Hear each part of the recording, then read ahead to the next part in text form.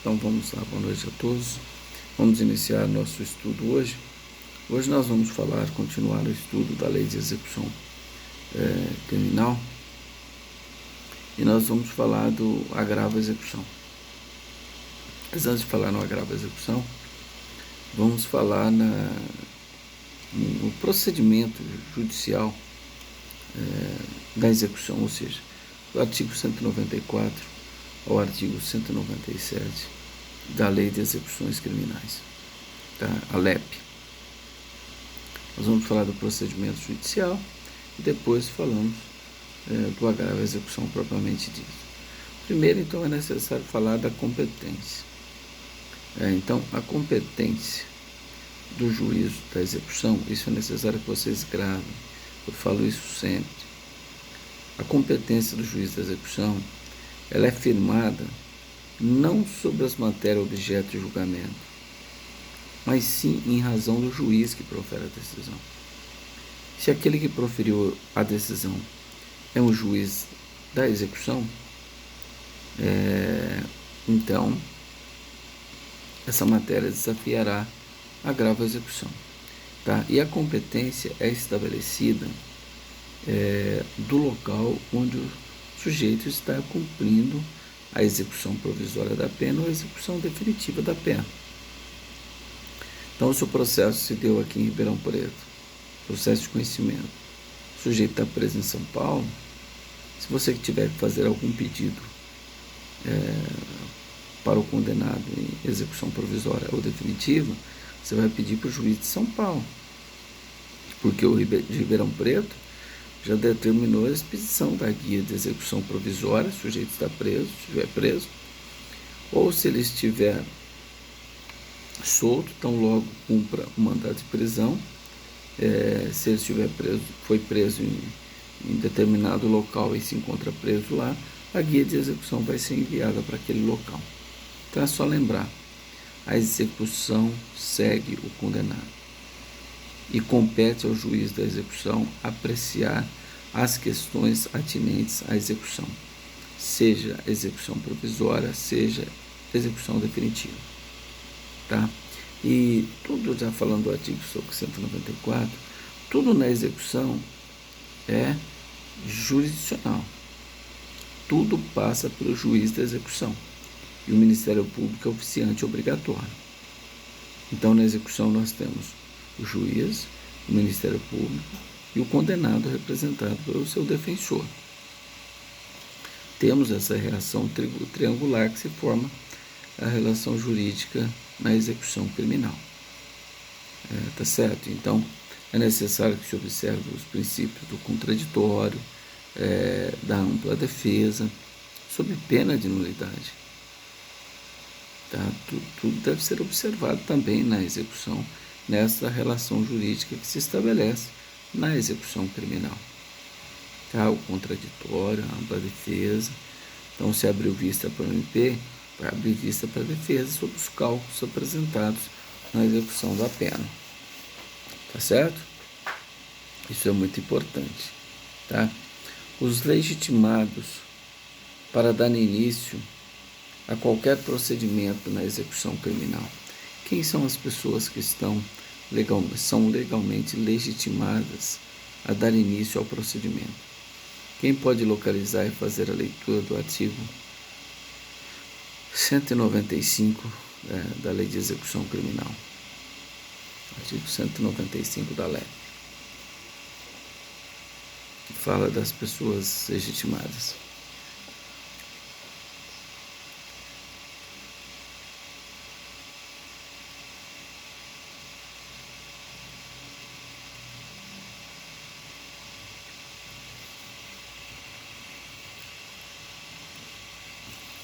Tá? Então, nós verificamos que esses procedimentos judiciais na execução, essas são as pessoas legitimadas, né? Em relação ao próprio condenado, ou o CAD, cônjuge, ascendente, descendente, irmão. Aqui eu entendo que pode dar até uma interpretação mais elástica nesse grau de representantes legais. Ele fala parentes. Então, eu entendo assim, os mais próximos exclui os mais remotos. Mas, via de regra, então, nós vamos interpretar analogicamente a figura dos representantes legais no processo penal. Seriam o ofendido ou cônjuge, ascendente, descendente ou irmão. Certo? Então, esse procedimento pode ser instaurado também de ofício pelo juiz, através de portaria. Ou pode ser instaurado simplesmente por uma petição da defesa ou da acusação. Está lá no artigo 196 da LEP. Então, o juiz pode determinar, através de uma portaria, que se instaure o procedimento de ofício, ou através do requerimento das partes, quem? Acusação e defesa. Tá? Então, pode até ter instrução probatória em determinada causa que seja submetida ao juiz de execução. Não é exceção, são situações excepcionais. E o juiz decide sobre aquele caso. Né? E essa decisão do juiz, é importante a gente falar sobre isso, porque se vocês estiverem estudando a execução pelo Mirabete, ele vai dizer que essas decisões proferidas pelo juiz de execução são verdadeiras sentenças. Por serem sentenças, elas necessariamente devem observar os requisitos do artigo 381 do Código de Processo Penal. Por quê? Na lei de execução, subsidiariamente, aplica-se o Código de Processo Penal. Né? Então, ele diz o seguinte, que como decisão tem o valor de sentença, portanto, tem que ser argumentado nos termos do artigo 381, ou seja, relatório, fundamentação e dispositivo. Né? Já a outra parte da doutrina entende que não, por exemplo, Renato Marcão entende que não trata de uma sentença, porque essa decisão proferida em sede de execução criminal, ela não faz coisa julgada. Então, se o juiz negou a progressão, daqui 2 meses o sujeito pode voltar a pedir a progressão de regime. Então, aquela decisão que negou lá a progressão não faz coisa julgada. Então, entende-se que, para o Renato Marcão, por exemplo, que trata-se de um despacho coativo. Né? Ele até sustenta a sua fundamentação no entendimento da 6ª Câmara Criminal do Tribunal de Justiça de São Paulo, que assim entendeu, né? Que não se trata de uma sentença, que se trata de um despacho coativo. Tá? Mas há divergência aí entre o Mirabete e o Renato Marcão nesse sentido, certo? Nessas duas questões. Agora, já para a Ada Pellegrini Grinovo, por exemplo, ela diz que do artigo 194 ao artigo 197, em nenhum momento o legislador fala sobre a fundamentação, a necessidade de fundamentação. Né? Mas se quem pode ler o parágrafo 2º do artigo 112 da LEP? Acho que fica mais confortável aqui. O artigo 112 da LEP, quem pode fazer a leitura? Parágrafo 2º do artigo 112. O que ele diz aí?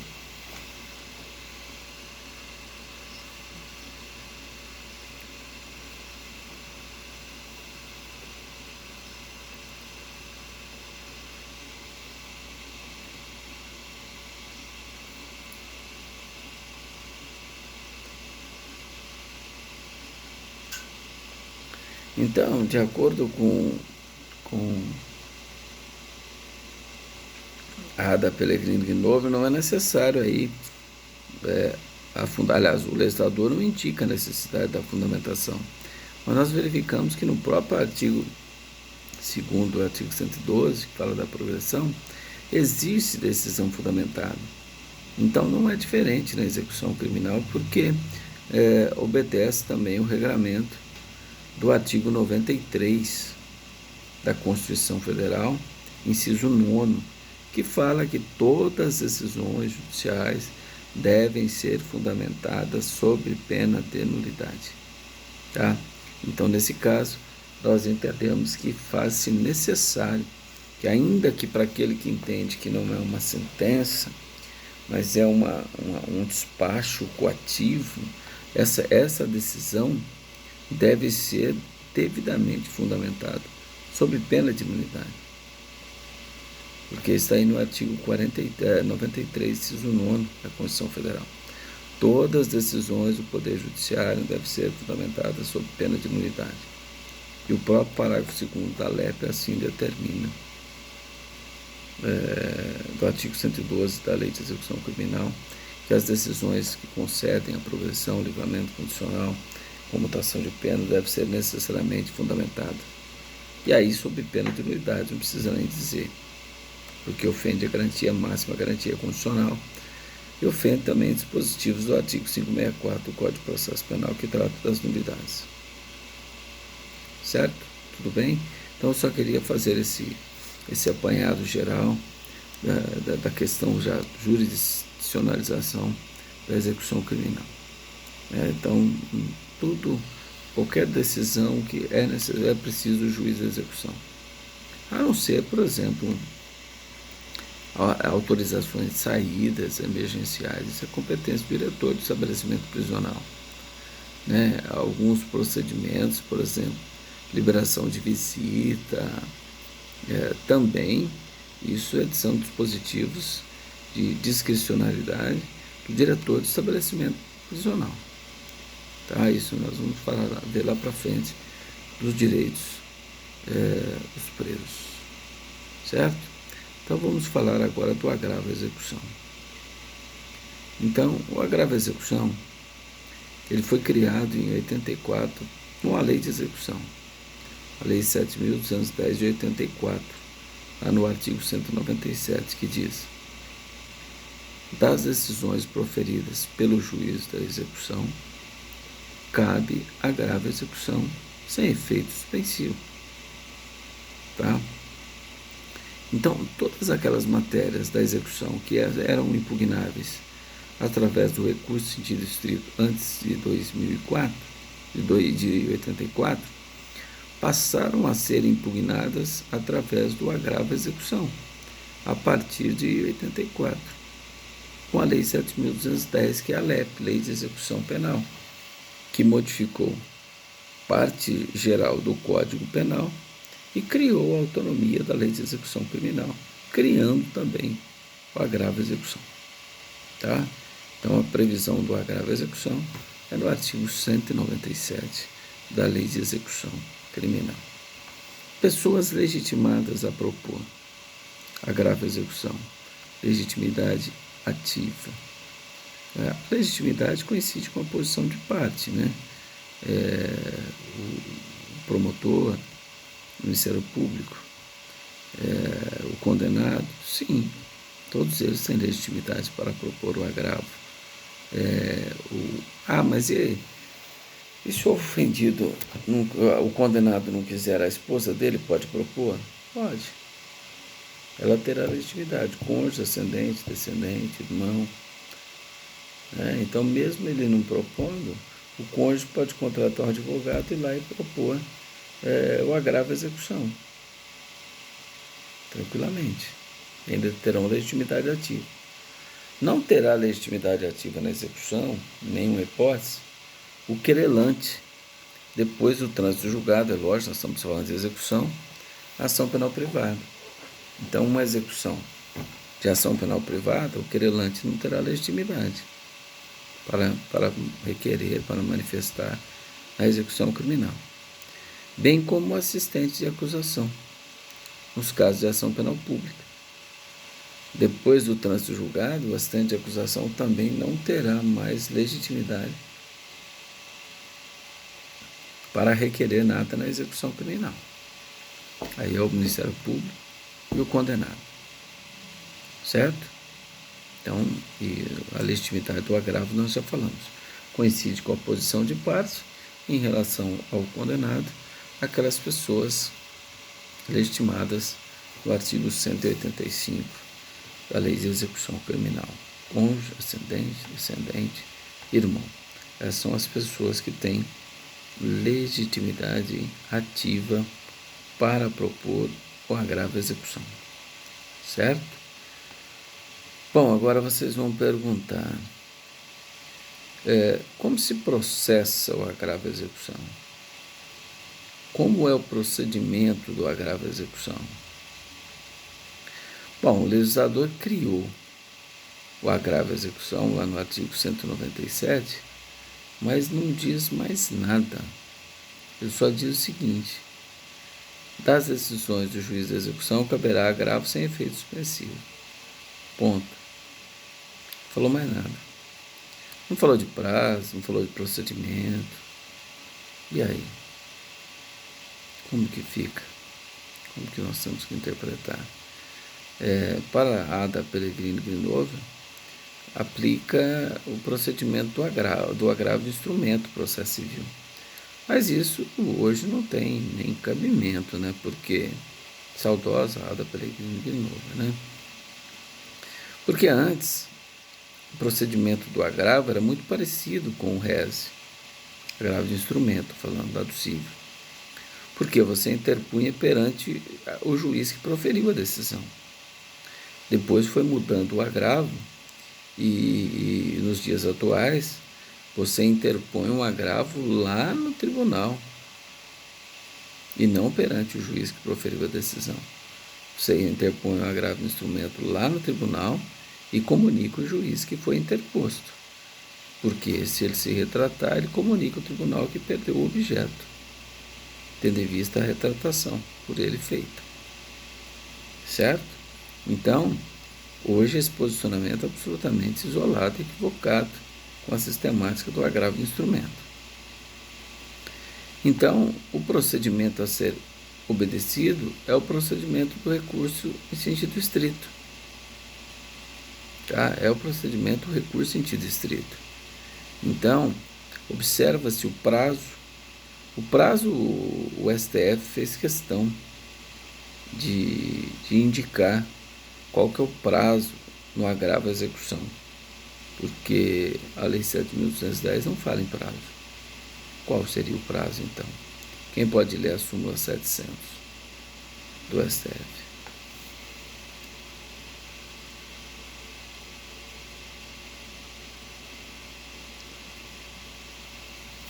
Súmula 700. Quem localizou pode ler, por gentileza.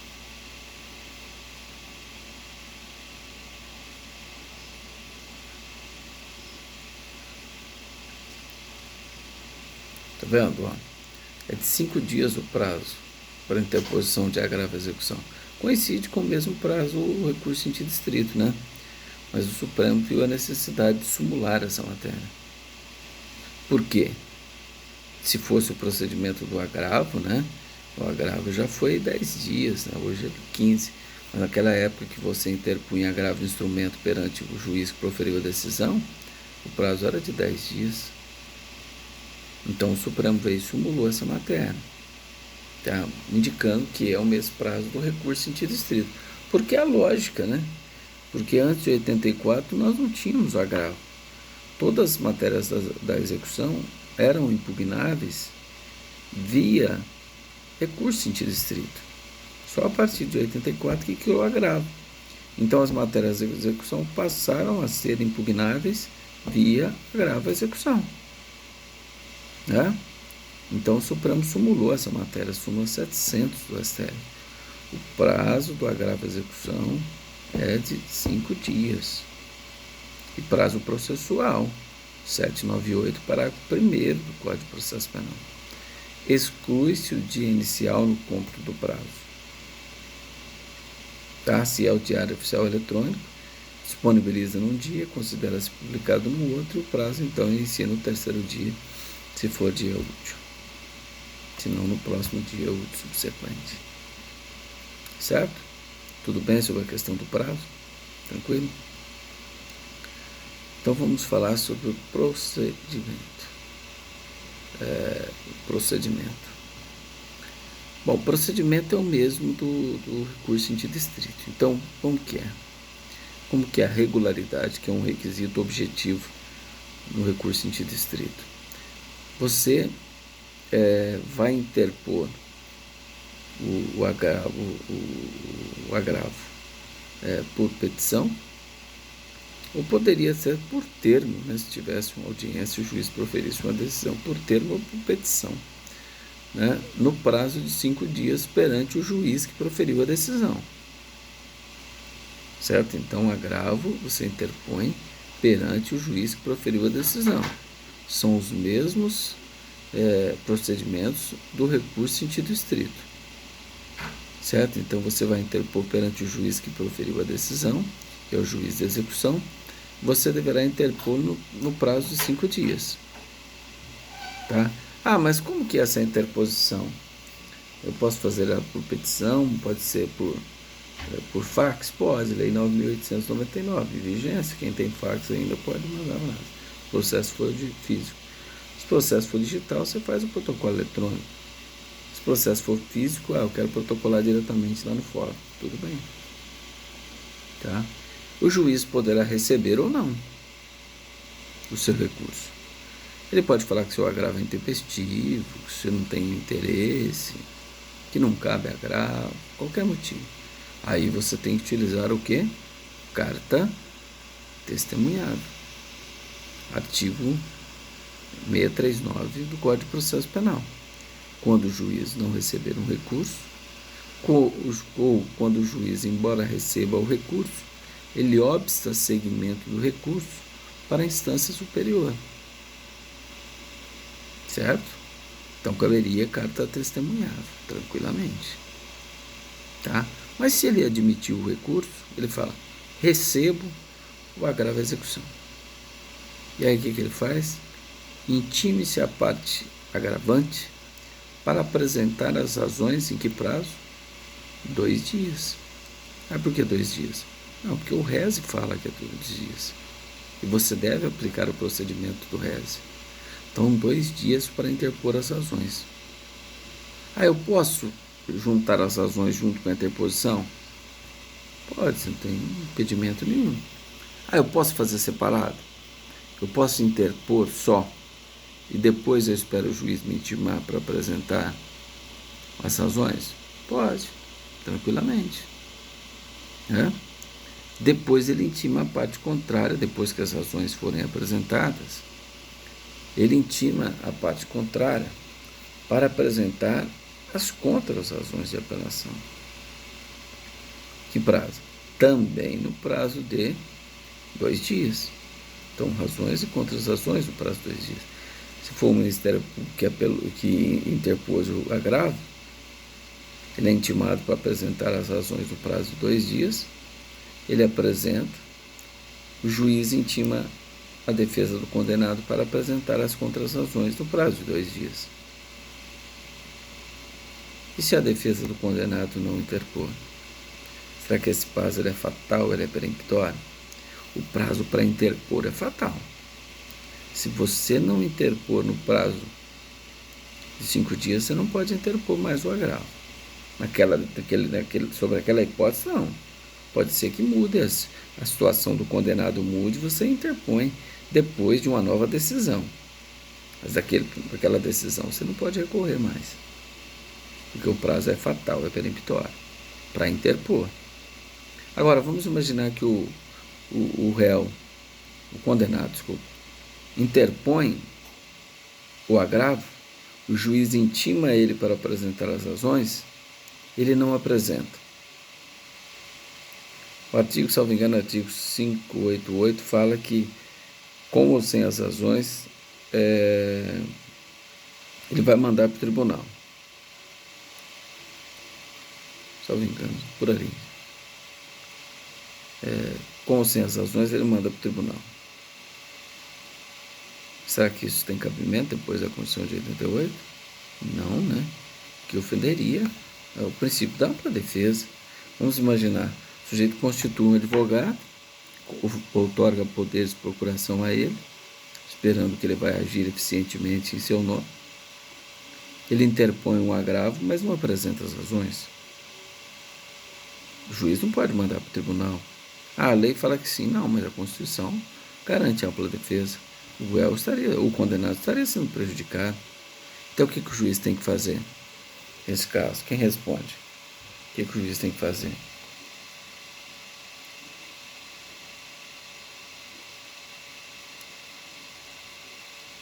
Intimar o condenado para quê?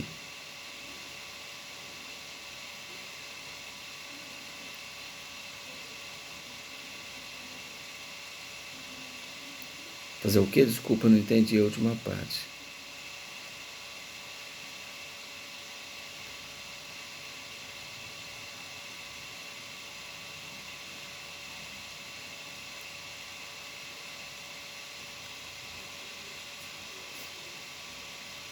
É isso? Todo mundo concorda com essa afirmativa? Ele deve nomear um advogado ad hoc ou intimar a defensoria pública para apresentar as razões. Você não pode subir sem as razões. Depois da Constituição de 88 tem aplicabilidade. Se subir sem as razões, o tribunal manda voltar. Manda voltar e não vai julgar o agravo sem razões, por ofender o princípio da garantia constitucional da ampla defesa. E aí, vocês concordam? Vamos lá, somos 24 alunos.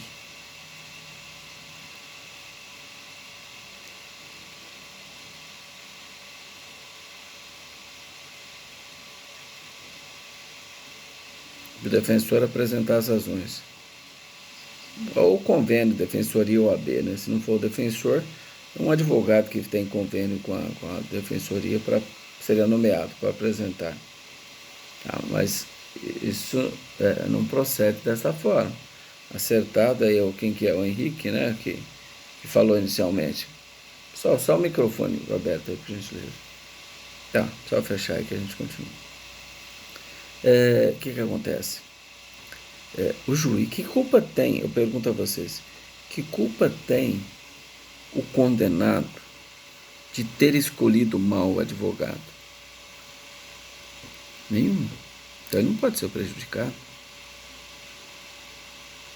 Mandar para a defensoria, ele não tem direito a constituir um novo advogado de sua confiança, já que aquele primeiro que ele escolheu não atuou como deveria atuar? Sim. Então o juiz vai intimá-lo para constituir novo advogado no prazo X, no prazo de 5 dias ou 10 dias, para constituir novo advogado para apresentar as razões de agravo, sob pena, aí sim, de ser-lhe-á nomeado um advogado dativo, ou seja, oficiar a defensoria para apresentar as alegações, as razões de recurso. Tá certo? Entendam? Mas por quê? Porque ele tem direito de escolher. A advocacia é confiança. Ele tem o direito de escolher outro advogado de sua confiança. Então, esse prazo de 2 dias não é peremptório. Estou falando para ninguém apresentar razões fora do prazo de 2 dias. Por quê? O advogado pode ser multado, o advogado faltoso. Sabe qual que é a multa? De 10 a 100 salário mínimo. 10 a 100 salário mínimo.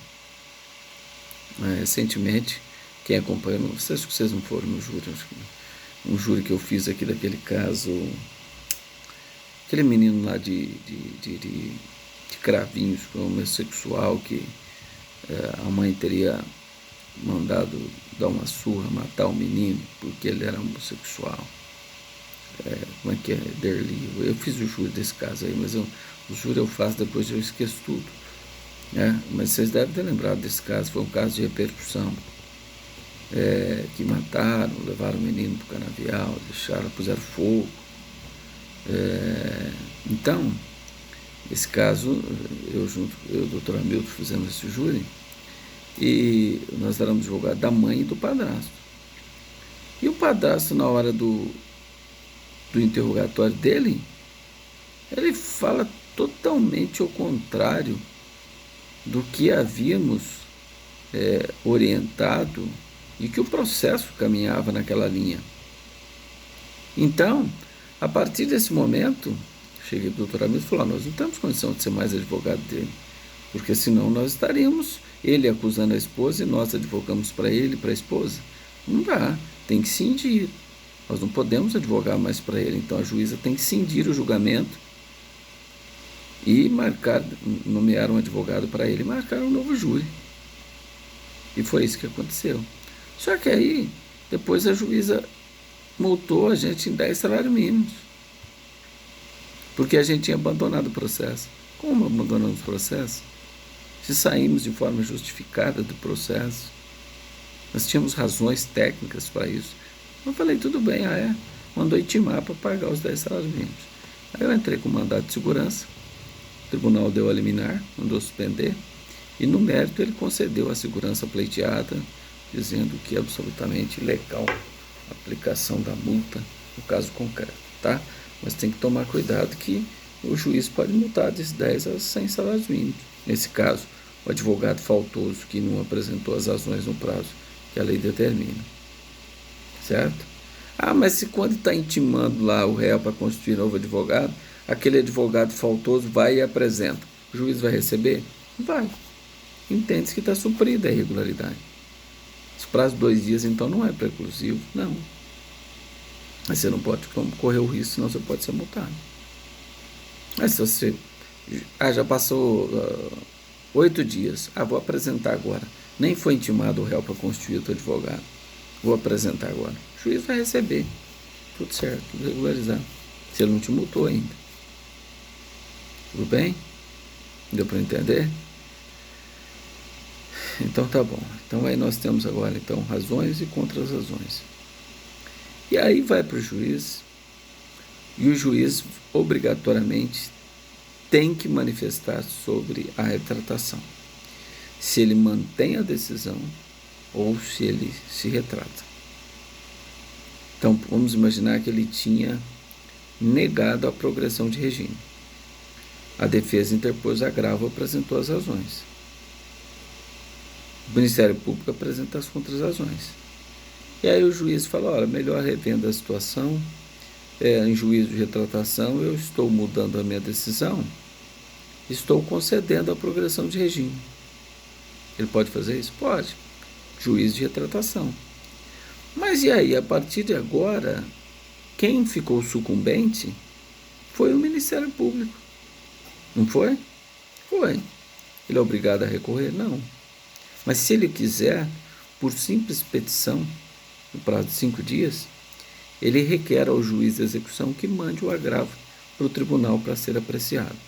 Mas ele não é obrigado a recorrer, não. Ele pode se conformar com a nova decisão agora, em sede de juízo de retratação. Isso é tão importante que se o juiz não fizer esse juízo de retratação, se chegar o agravo lá no tribunal sem essa decisão do juiz, dizendo se ele mantém a decisão ou se ele retrata, o tribunal pode mandar voltar para o juiz exercer o juízo de retratação. O tribunal pode mandar voltar para que o juiz exerça se ele se retrata ou não da decisão que ele proferiu. Então daí a importância desse juízo de retratação. Certo? Tudo bem? Bom, mas esse agravo à execução, e aí você vai instruí-lo. Você vai instruí-lo, por quê? Presta atenção. Se tem uma execução em andamento, vamos imaginar um processo físico, ou digital, mas processo físico dá para você ter uma noção maior. O processo de execução está tramitando aqui. Eu estou agravando. Como que esse agravo vai lá para o tribunal? Será que essa execução vai junto com o agravo? Não. Essa execução tem que ficar no cartório. Então você vai ter que fazer o quê? Fazer o instrumento. Você vai juntar as principais peças do processo e juntar no seu agravo. Então, o seu agravo da execução vai subir para o tribunal por instrumento. Ele não vai subir nos próprios autos. Poderia subir. Em que situação? Por exemplo, o juiz de execução julga extinta a punibilidade pela prescrição. O promotor agrava. Promotor agrava. Esse agravo do promotor vai subir nos próprios autos ou vai ter que formar um instrumento? O que vocês acham? Vamos lá, pessoal. Vamos acompanhar o raciocínio. O que vocês acham? Esse exemplo que eu dei, vamos ver se vocês entenderam.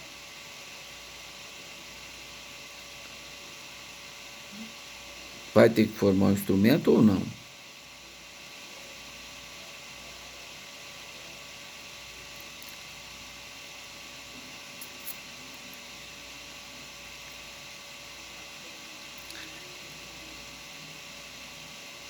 Mais alguém?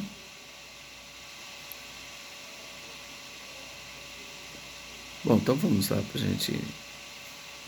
Gianluca respondeu. O que você respondeu aí, Gianluca? Abre o microfone aí.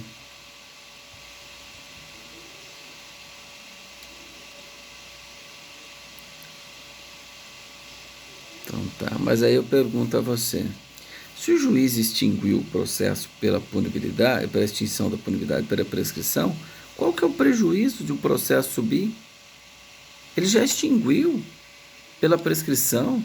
O agravo não tem efeito suspensivo, a decisão do juiz é cumprida.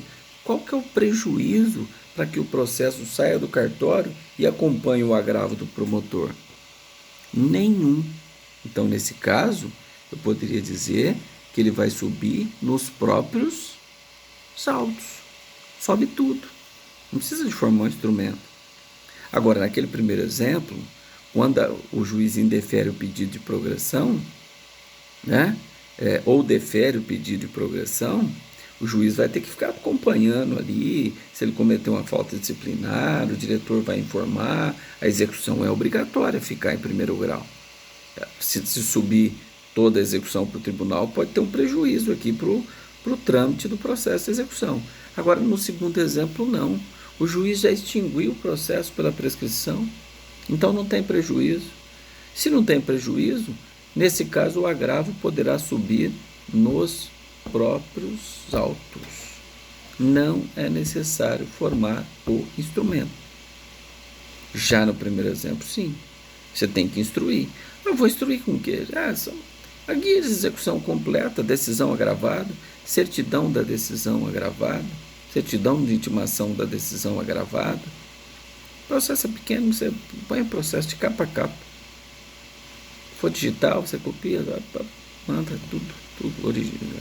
Processo em execução de capa a capa. Cálculo de pena, tudo você vai mandar. Tá? Então você vai formar um instrumento. Que ele vai subir por instrumento. Tem casos que não precisa. Ele reconheceu a prescrição, extinguiu o processo.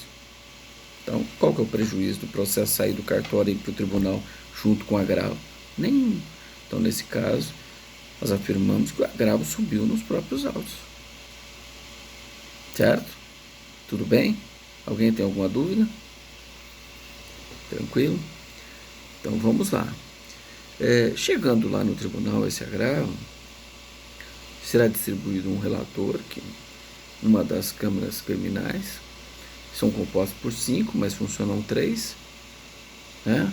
Vai ter um relator e mais 2 desembargadores que vão apreciar o seu agravo. E esse relator irá fazer um juízo de prelibação. O que é um juízo de prelibação? Ele vai ver se estão presentes os requisitos de admissibilidade, objetivo e subjetivo. Objetivo, né, tempestividade, adequação, cabimento, regularidade, ausência de fatos impeditivos, ausência de fatos distintivos. Tudo isso ele vai observar. Se ele falar que está tudo ok, então ele conhece o agravo. Se ele conheceu o agravo, aí ele passa a analisar o mérito. No mérito, ele pode dar provimento ao agravo ou negar provimento ao agravo. Ele dá provimento ou ele nega provimento ao agravo. Né?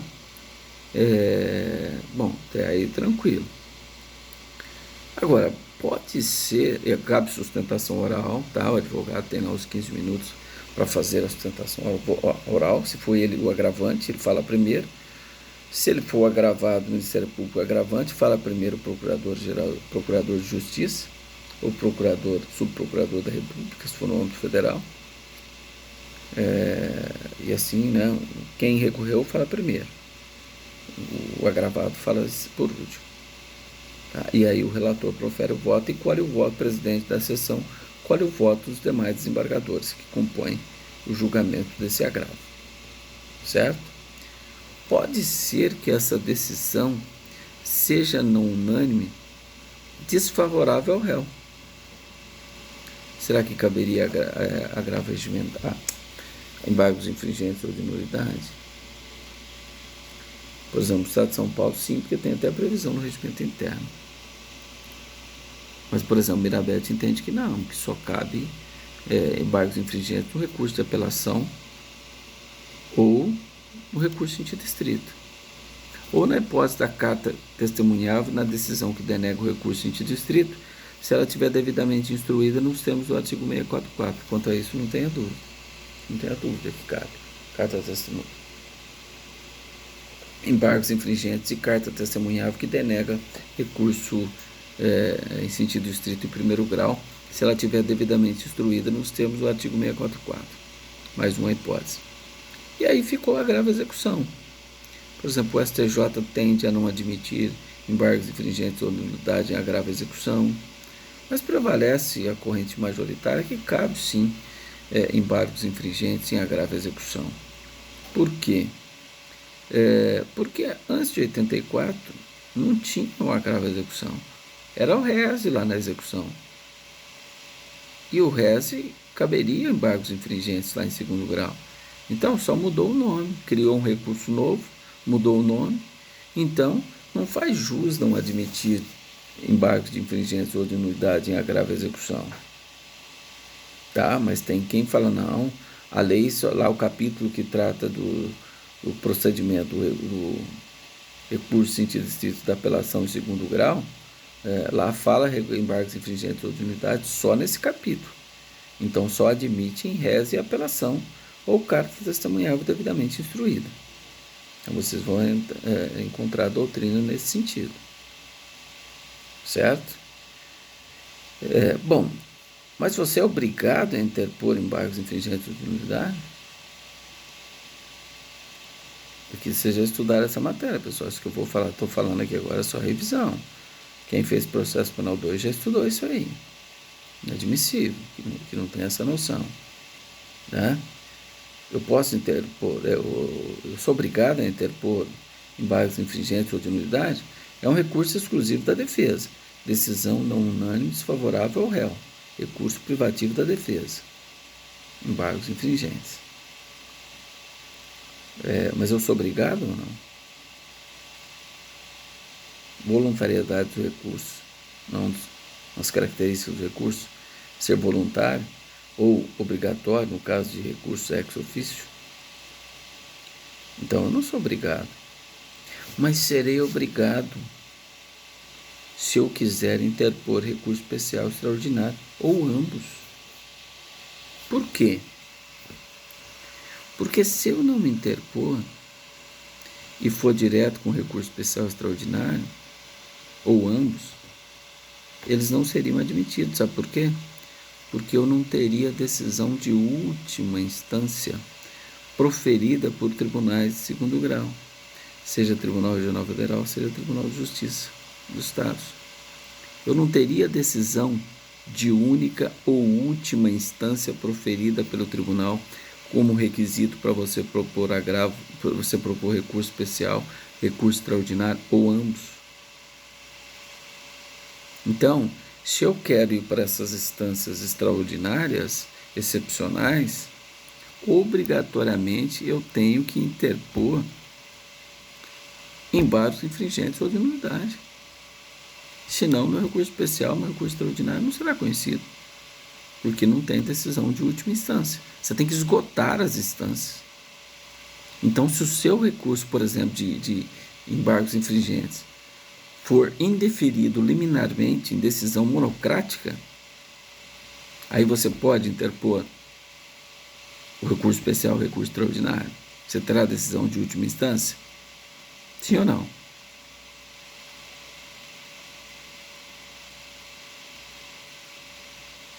Terá?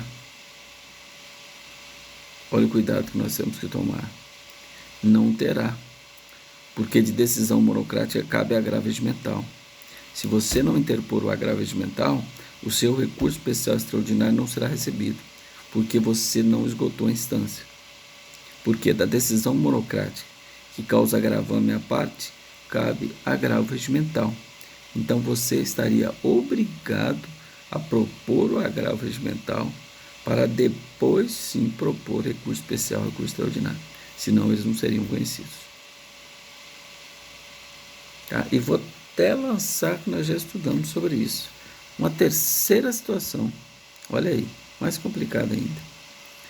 Quando os embargos forem parciais, o que não houver divergência, o que houver divergência, parte do acordo onde houver divergência, você tem que interpor recurso especial, embargos infringentes de outra unidade, a parte do acordo que teve divergência.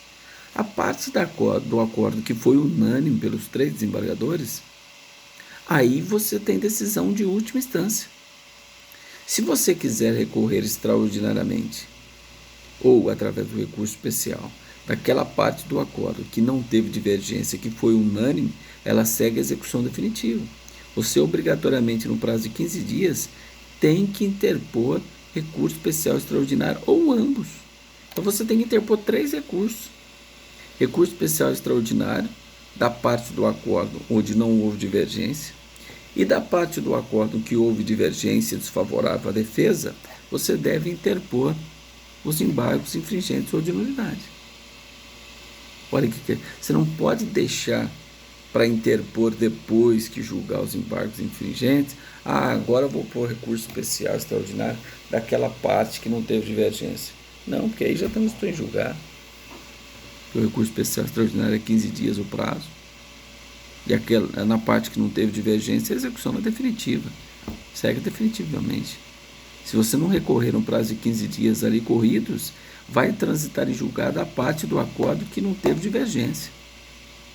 Olha que situação. Você tem que ter 3 recursos, se for o caso. Certo? Mas isso nós estudamos já no semestre passado. Então, julgou os embargos infringentes, sem essa questão de se foram parciais ou integrais, lógico. Aí você vai interpor recurso especial, recurso extraordinário. Ou ambos.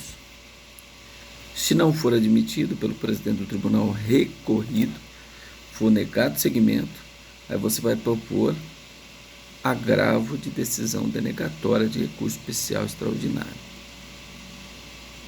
Está lá no Código de Processo Civil, artigo 1042 do Código de Processo Civil, salvo engano, e cujo prazo, infelizmente, lá no processo civil, 15 dias úteis para você agravar dessa decisão que não admite recurso especial extraordinário. Aqui no processo penal, súmula 699, prazo de 5 dias, corridos, 798, parágrafo 1º, súmula 699. Você tem 5 dias para interpor o agravo de decisão denegatória de recurso especial extraordinário. 5 dias. Súmula 699. Olha aí que coisa louca, que é o prazo de processo penal. Tá? Então, aí chegando lá nos tribunais, vai esse recurso especial com agravo e recurso extraordinário com agravo.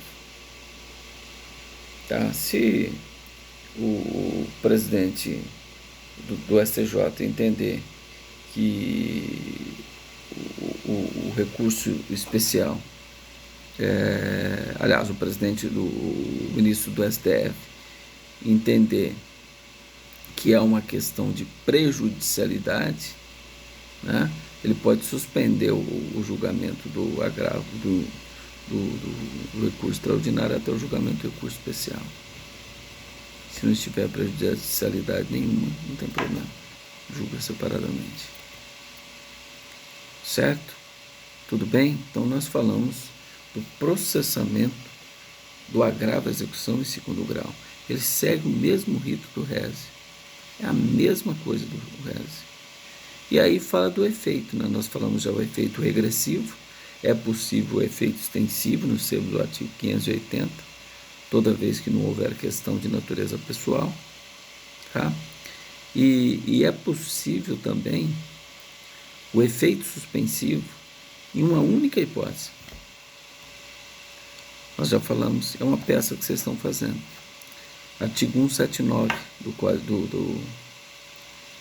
da Lei de Execução Penal. No caso de revogação de medida de segurança, enquanto não transitar em julgado, o sujeito não será libertado.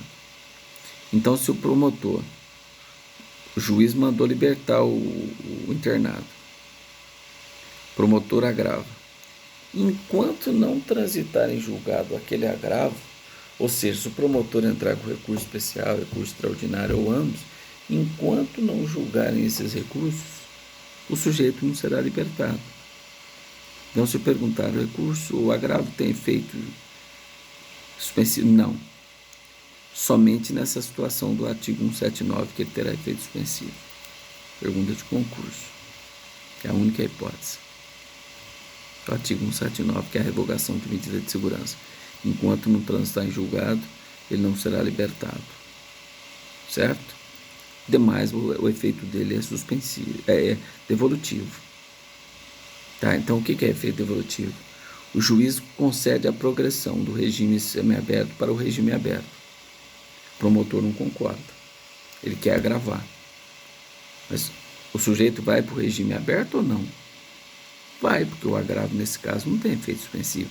Então, a decisão do juiz é imediatamente cumprida. E o STJ entendeu que o Ministério Público não pode usar mandado de segurança para dar efeito suspensivo a um recurso que não detém esse efeito. Então, já existe orientação nesse sentido, porque o Ministério Público utilizava muito o mandado de segurança para dar efeito suspensivo a um recurso que não tem esse efeito suspensivo. Certo? Hoje ele não pode utilizar mais por orientação do próprio STJ nesse sentido. Tá? Então, nesse caso, seria o efeito devolutivo. Concede a progressão. Se o tribunal falar que o promotor está certo, o sujeito vai voltar para o regime anterior. Porque aí vai modificar a decisão que havia concedido a progressão do regime semiaberto para o regime aberto. Tudo bem? E a última questão que eu tenho a falar para vocês é da utilização do habeas corpus em execução criminal. Em relação ao agravo. Porque se aquela progressão que o juiz indeferiu foi sem motivo justificável ou a decisão não foi fundamentada, caberia um habeas corpus para decretar a nulidade da decisão. Mas o tribunal poderia não conhecer o seu habeas corpus dizendo que ele não pode ser utilizado como sedando de recurso, porque o recurso cabível nesse caso seria o quê? Agravo e execução. Você não poderia utilizar o habeas corpus como sedando de recurso. Mas, repito, na prática às vezes compensa você tentar. Se agrava para garantir o prazo ali do agravo certinho e interpõe o habeas corpus, porque o tribunal pode não conhecer o seu habeas corpus, mas conceder um habeas corpus de ofício diante da manifesta ilegalidade que se deparam nos presentes autos. Então, às vezes, compensa tentar essa jogada aí de agravar, para não perder o prazo, e já mandar um habeas corpus que tem processamento bastante rápido, para você discutir essas questões. Porque hoje, na progressão, antigamente era impossível falar em progressão, em habeas corpus na progressão.